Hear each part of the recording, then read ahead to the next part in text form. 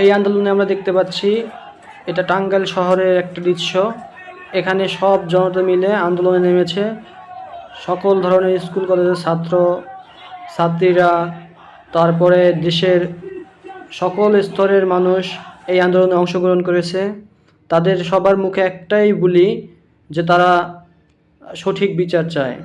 তারা সঠিক বিচার চায় শুধু কেন আমাদের এই বাচ্চাদের উপর এত অত্যাচার করা হলো, কেন তারা তাদের জীবনটা হারালো, কেন তাদের নির্বিচারে গুলি করা হলো, এটা কেন করলো, এটারই বিচার চায় শুধুমাত্র সাধারণ জনগণ, শিক্ষার্থী ভাই ও বোনেরা।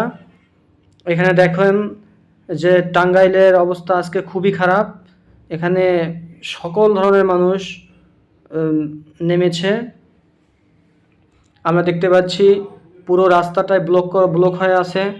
এখানে গাড়ি চলাচল পুরোটাই বন্ধ।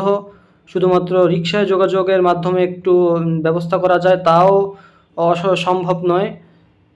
তাদের শুধুমাত্র একটাই দাবি যে নির্বিচারে কেন ছোট ছোট শিক্ষার্থীদের উপর গুলিবর্ষণ করা হলো। তারা তো একটা শান্তিপূর্ণ বিচার চেয়েছিল, কোঠা আন্দোলন ছিল শান্তিপূর্ণ একটা।